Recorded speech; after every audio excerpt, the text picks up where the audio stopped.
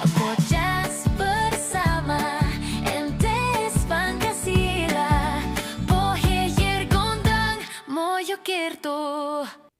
Halo Sobat MTS Pancasila, Assalamualaikum warahmatullahi wabarakatuh. Di sesi yang saat ini kita akan coba untuk menggali informasi lebih dalam mengenai jejak-jejak alumni yang sudah diluluskan dari MTS Pancasila. Salah satunya adalah salah satu dari alumni yang baru saja lulus dari MTS Pancasila. Ini sudah ada di hadapan saya. Kita awali dengan perkenalan dulu. Namanya siapa, Mbak? Perkenalkan, nama saya Suci. Saya lulusan dari alumni MTS Pancasila. Nah, Sobat Pancasila, Mbak Suci ini adalah lulusan tahun ajaran 2024-2025 yang saat ini sedang menjalani aktivitas bersekolah di SMA Negeri 1 Gondang, yang mana SMA Negeri 1 Gondang di Kecamatan Gondang ini adalah salah satu sekolah terbaik yang dimiliki oleh Kecamatan Gondang. Nah, kita akan kupas lebih dalam. Kenapa siswa ataupun siswi lulusan dari MTS Pancasila ini yang katanya adalah tidak bisa masuk di sekolah negeri, ternyata Mbak Suci ini berhasil dan bisa bersekolah di SMA favorit yang ada di Kecamatan Gondang ini. Nah, mari kita kulik lebih dalam bagaimana sih MTS Pancasila itu dalam mendidik murid-muridnya sehingga melahirkan siswa-siswa yang berprestasi dan berhasil masuk di sekolah-sekolah yang dalam hal ini adalah sekolah-sekolah favorit terutama yang ada di Kecamatan Gondang. Kita mulai ya Mbak Suci ya. Ya. Tentunya Mbak Suci ini kan nggak lahir tiba-tiba besar, tapi pasti diawali dengan bayi, anak-anak, kemudian remaja, dan saat ini tumbuh menjadi remaja ke arah dewasa. Boleh dikasih tahu ini teman-teman Sobat Pancasila ini, dulu waktu di SD atau MI-nya itu bersekolah di mana? Kalau tahunnya saya itu di Tunas Bangsa. Karena tidak ada TK, jadinya saya di sekolah di PAUD. Nah, kalau SD saya dulu itu di SDN Lembat, sama saya di sana juga. Ya.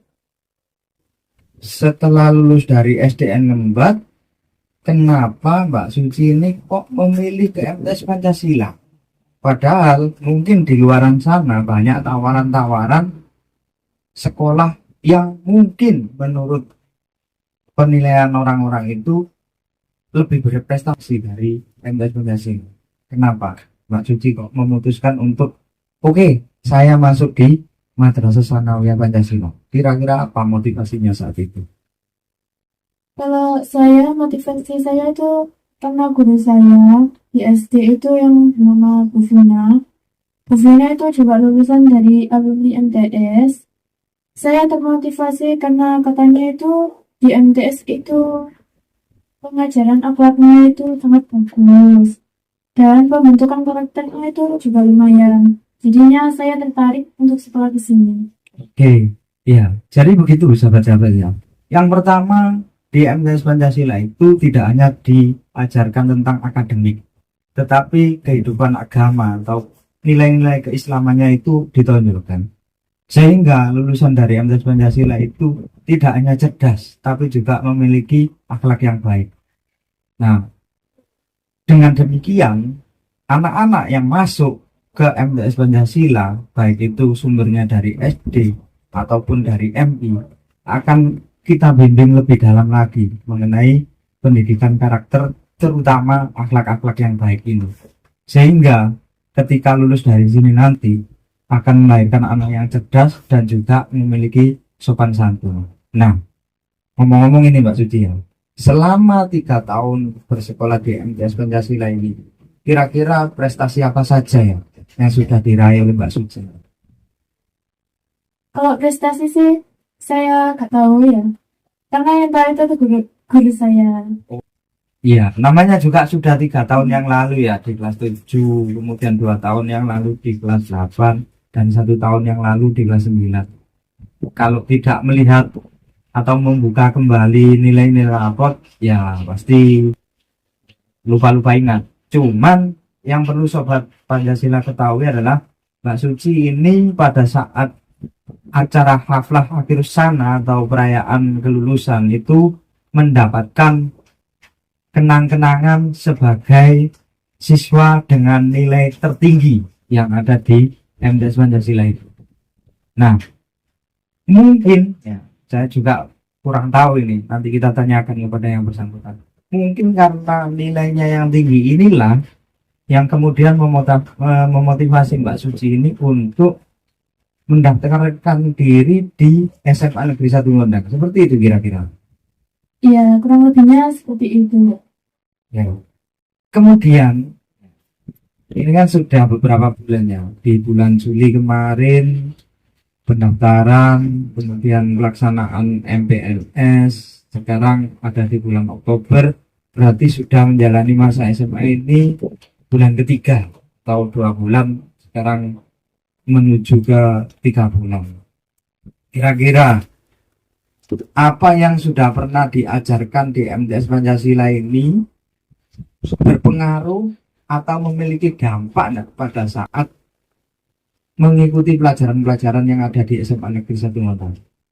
Atau bahasa sederhananya begini maksudnya, yang diajarkan di sini apakah dilanjutkan ketika di SMA ini sehingga nyambung pembelajarannya? Artinya Mbak Suci ini mengikuti pembelajaran di sana itu dengan tanpa tekanannya.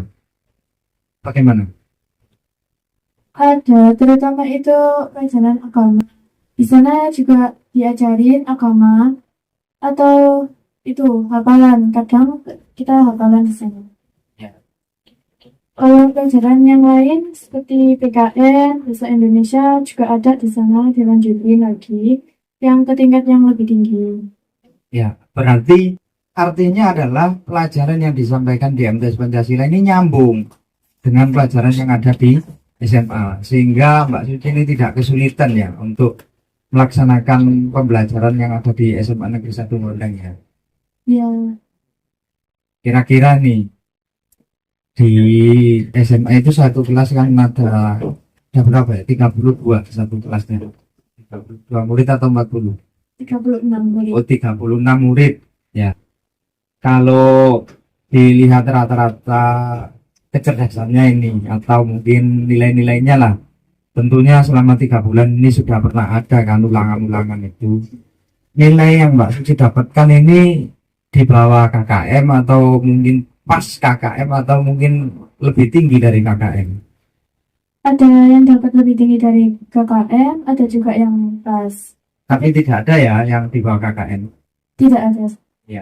Nah, begini Sobat Pancasila, itu menunjukkan bahwasanya ada implikasi antara pelajaran yang disampaikan di MTS Pancasila itu dengan di sekolah yang saat ini Mbak Suci jalani. Jadi ini sudah mematahkan argumen bahwasanya lulusan MTS Pancasila itu tidak bisa atau akan kesulitan apabila melanjutkan di sekolah favorit atau sekolah negeri. Mbak Suci sudah membuktikan. Beliaunya ini lulusan dari MTS Pancasila dan berhasil mengukir prestasi di sekolah lebih tinggi dengan level sekolah negeri. Nah, maka setidak-tidaknya bagi Sobat Pancasila ini, bagi yang mendengarkan atau yang melihat podcast ini, jangan ragu. Bagi yang sudah menjadi bagian atau menjadi murid di MTS Pancasila ini, terus semangat belajar.